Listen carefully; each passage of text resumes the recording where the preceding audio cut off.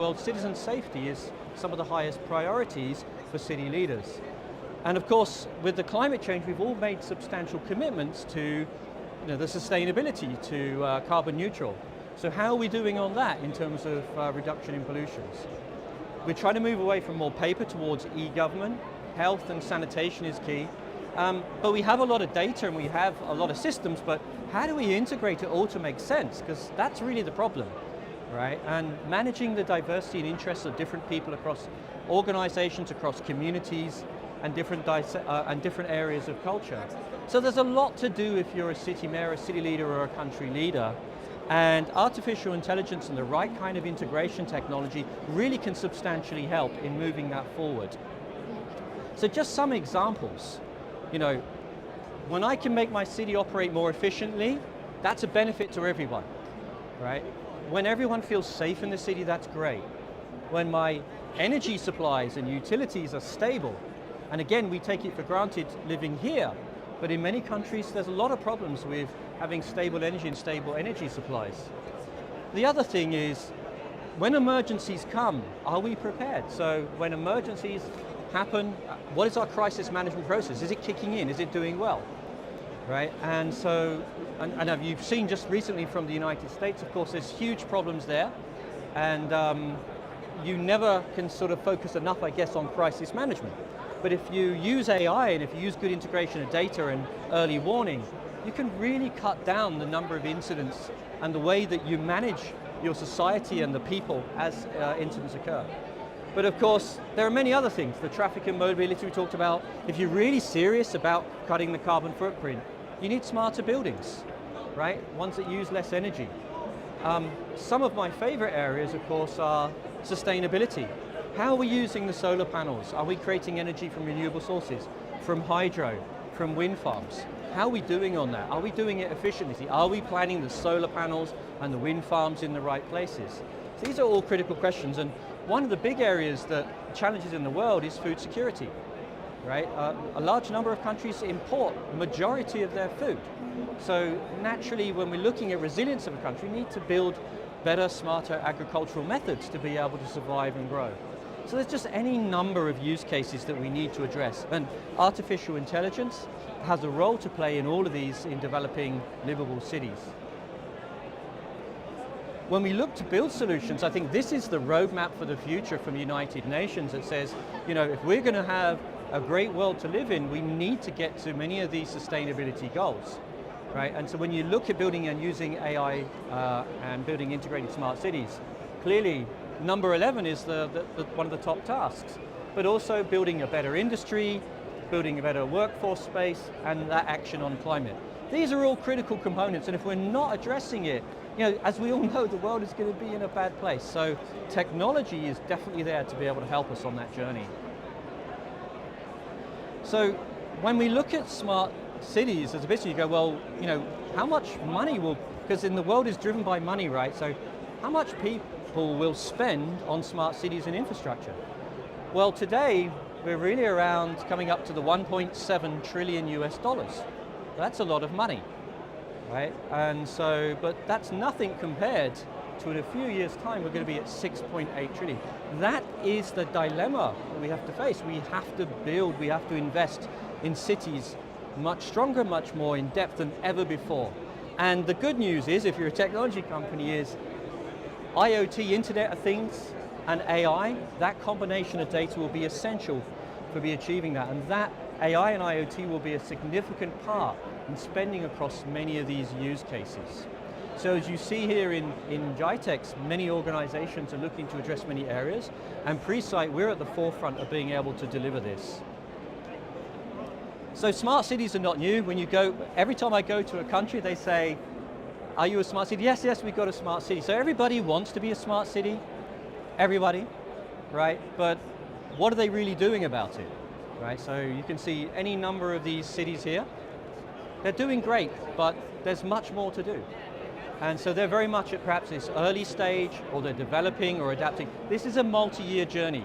I wish I could just say, tomorrow we're going to switch on a system and everything is going to be brilliantly smart and brilliantly efficient and brilliantly safe. It doesn't work like that. it is a journey, a multi-year journey of maturity. But making the right choices is essential to accelerate that journey towards what we call an optimized city infrastructure. Now the really fantastic news, and it's always something proud because we are here in the UAE, that Abu Dhabi itself, for example, has become the first smart city ranking for the MENA region, and 13th globally. That's not bad. That's really amazing when you consider the hundreds, potentially thousands of cities. So we're doing a great job. So a lot of what we learn here in the UAE, and a lot of what we build here in the UAE, is something that's definitely replicable and usable throughout the world. So people often say, so what technology do you need to build this amazing smart city? Well, actually, there's nothing necessarily new that we need to think about. Everything we need to build the most smartest, perfect smart city is already in the kitchen. We already have it. We have the cloud computing. You've seen this from organizations such as Core42, G42. We have all the right cloud. You may want to deploy your solutions, your artificial intelligence, on a private cloud because you want to be air gapped, or you may want to use a public cloud like Microsoft Azure. So where are you hosting data securely is already clear. But Internet of Things is where what makes the difference between smart and not smart. Thousands and millions of sensors, wearable devices, traffic lights, signaling, drainage devices, hundreds of thousands of sensors, and they're growing weekly towards millions and billions. And in fact, in the next few years, there'll be billions of sensors. So these are all generating information. And did you know that 70% of all the information in the world that's going to be created will start at the edge? We'll start at the car, we'll start at the drone, we'll start at the traffic lights, or the utility systems. So that's fantastic. So we have all these millions of pieces of data, but you need to be able to do something with that data. You need to process it and analyze it. It's what we call edge analytics. The smart people in the world not only know how to deploy good IoT, but they know how to do the analytics on it as well. And that's essential, right? Because IoT without the analytics is really not going to deliver the results. And in the last few years, you've seen that we've been able to apply artificial intelligence, machine learning, deep learning, and recently in the last few years, you've seen generative AI. So this has really produced an acceleration, a rocket fuel for the possibilities of accelerating smarter cities. Building on all that information, expect to see a world that's powered and visualized through digital twins. These are faithful replicas of cities, faithful replicas of train stations, faithful replicas of entire countries. And from that we can do much smarter things. Branching out of the digital twin is we want to visualize that world. We want to plan that world. What does it look like? What does it feel like to experience it? So the metaverse, AR, VR is all going to come back into play again in a much stronger way. And I put this one out here. For those people that love quantum, I put quantum computing in. This is millions of times more powerful than the computes that we have today for certain types of machines. This is also going to be able to deliver amazing outcomes, but it's a little bit further away, but it's going to have a huge impact, especially in the areas of cybersecurity. Now, that's great to have all those technologies, but if you can't build your data manager in one place together securely, you have problems, right? So when you're building these technologies, make sure your data fabrics are in place. And probably the most important one, I think we all agree, is your security foundations. So it's great, I've got all this technology, but if I can't secure it, I've lost my country, I've lost my city. This is far too much risk, so we really need to double down when we build architectures. Let's understand the security first. Yeah, let's not install everything and then go, oh, I think we should put a lock on that, right? You start the other way around, right? So, can't stress enough, that is the successful roadmap. All the elements you need are there to build the future. And I want to put this autonomous X robots to your attention. Do expect to see robots coming into play in the next 2-3 years, much more in our workplace. Today I don't see any robots walking around, maybe some tired people, but other than that, there are no robots. But I do expect to see in the next few years, lots of humanoid robots being able to deliver and manage tasks for us. I mentioned digital twin, and I can't stress enough how important this is. So taking everything analog we have in our world today and converting it into a digital form. So when we convert it into a digital form, we can understand what's happened in the past, what's happening right now in that twin, and we can be predictive. We can say, what happens tomorrow if 5 inches of rain fall in Dubai? what will happen within 1 hour. So that's what I mean being about more predictive.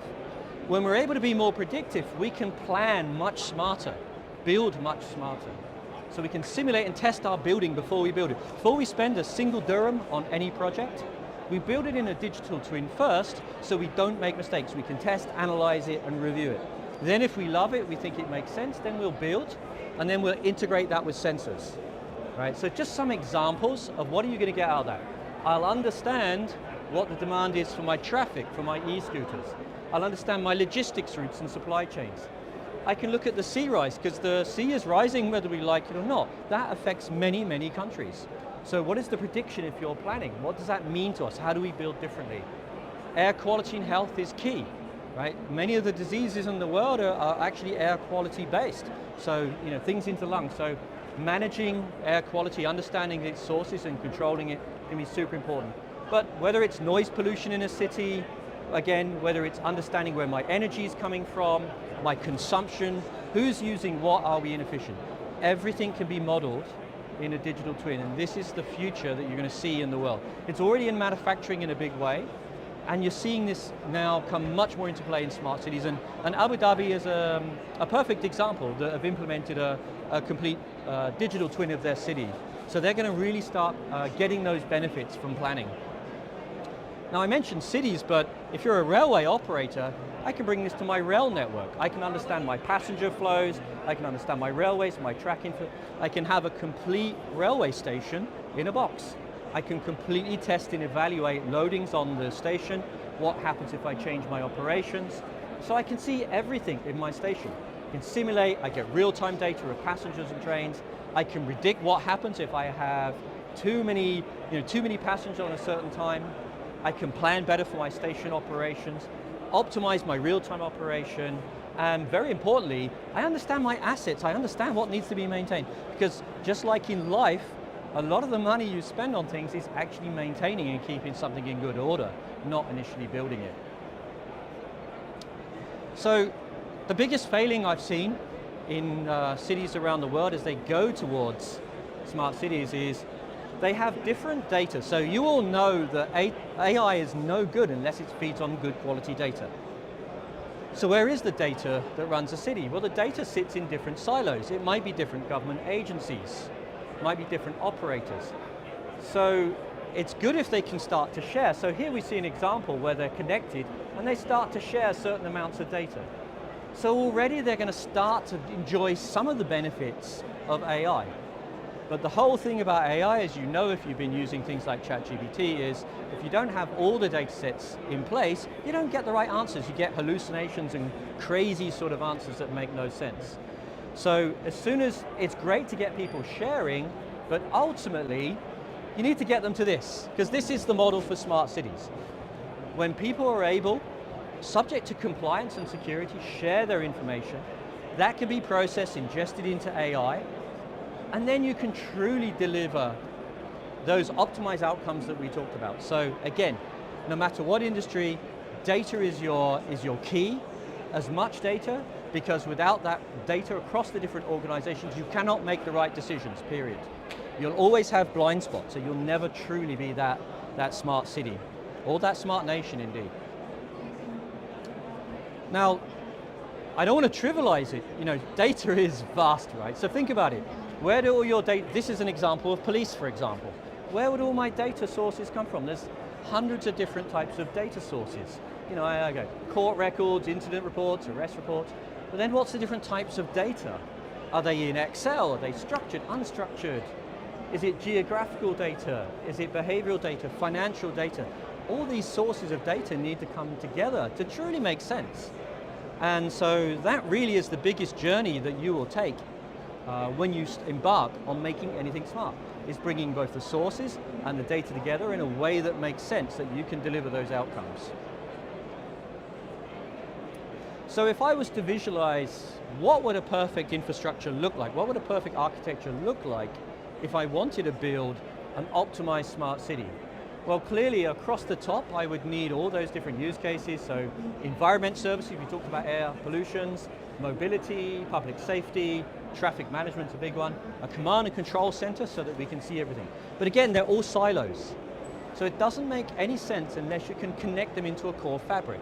So think of this a bit like that Lego, where you have the original green board, and you plug the Lego blocks on top to build your construction. So think of this as it. So what's in there?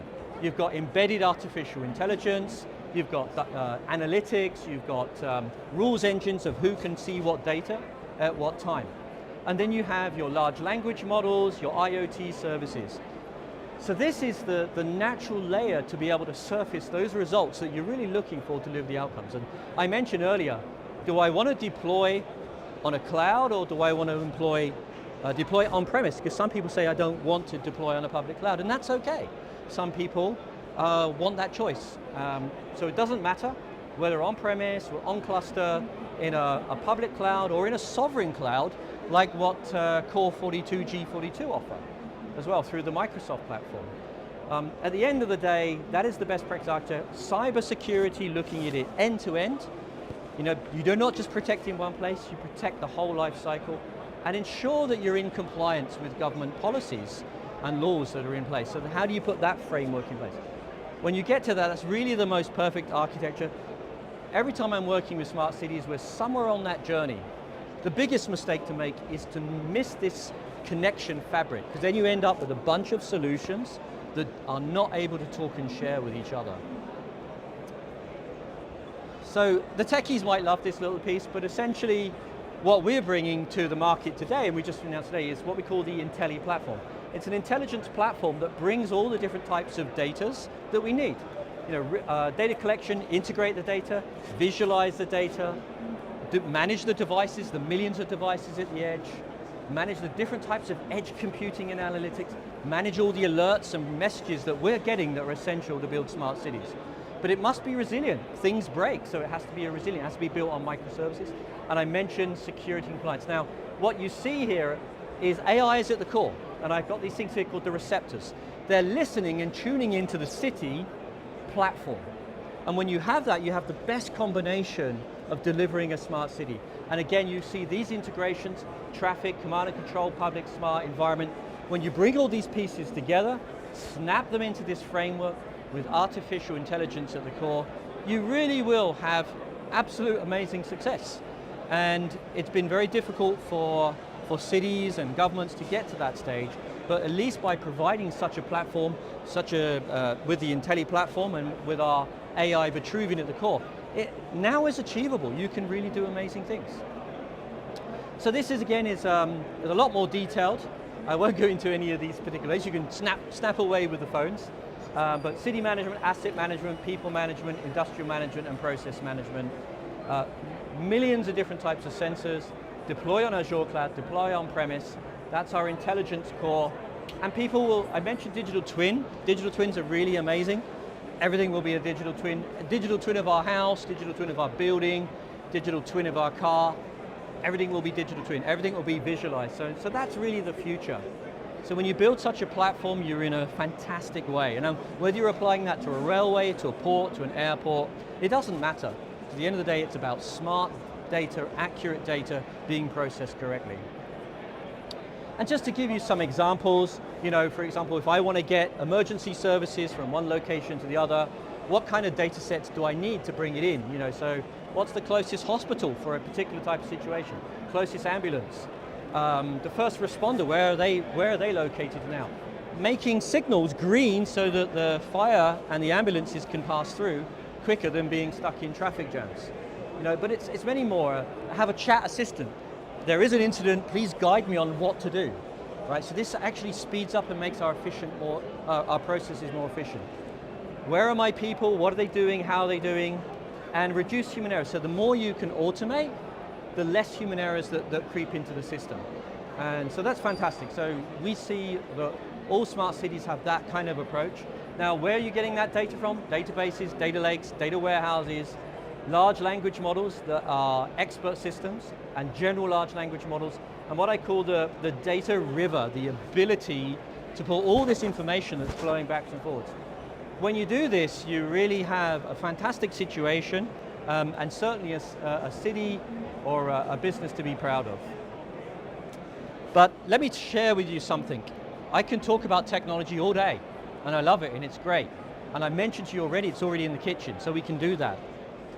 But that's not the problem. You see, when you're going out and you're bringing artificial intelligence and you're bringing out new models and ways of operating, especially in a shared way, people see risk there. They say, hang on, but that's not how I operate. I do something different to my friend there, my friend does something different again, and my agents don't. So really, the biggest challenge, and I would say 80% of my job, is really bringing the business into alignment, bringing the people, right? What does it mean to have that shared vision, that smart city, right? That smart business. And to do that, I clearly need to enable skills, because people that don't have the skills, especially the new AI skills, this is a challenge, right? Oh, I don't know about AI, I want to run from it, right? Or it's a threat to my job. So embracing artificial intelligence, big data, and integrations we talked about is key. And being able to plan that. What are we going to do now that we've agreed on alignment, but we now need to plan and break that out into real meaningful? Because it's so easy to just talk and do nothing. You need to break that out into planning. And once you start your proof of concepts, you've got things to know. Be prepared to evolve fast. Don't think that what you're going to put in will last for 10 years. It probably won't. The technology moves so fast. You have to have a platform that can evolve to the changes that will come almost on a monthly basis. And this was a workshop I did in Thailand, different government officials. And it was all really about bringing to people around the vision of the technology and what it can do for them, and there's nothing to be afraid of. So let's join hands and develop as one, because 80% of all your transformation problems are not technical, they are people. So in summary, successful cities, what do they look like? People agree to share data, they can agree on the bigger picture, right? And they take actions. They can agree on how to fund, because you know, it's all about money. Yeah, great that you talk about this, but I don't have money. So how do we share and reduce our costs? By sharing on infrastructures, right? And if I don't understand the data I have, which we've already seen some examples of how complex data is, if I don't understand the data, you're never going to be able to really, truly succeed. So the cities that often lag, they can't find common grounds for sharing data. They fear loss of control. They cannot collaborate on the funding model, so that usually that has to be then brought in by a much higher authority. And they struggle how to use their data across the organization and apply that to artificial intelligence. So that's just some of the things that I've seen that you need to overcome in that journey. So that pretty much concludes my presentation for now. So please, I love to see you all. You can easily connect with me on LinkedIn and we can continue the messaging conversation. I'd like to normally say our stand is very far away in GITEX, and you'll need to burn thousands of calories to get there, but it's just there. Okay, so it's kind of weird for me being in GITEX to see it's just there across the way, but that's great. So come and visit and I can talk much more detail on what I've shown you. And of course, if you don't have time today to talk to us at GITEX, then we have some contacts for you. Contact myself or contact Sharma here that I've used the email address that you can follow up with her to talk about any of the things that we've just talked about. That was a very fast journey and something that normally takes me about 1 hour to do. But GITEX is very consuming on the brain and stuff, so a bit of a brain eater. So that concludes it from my side.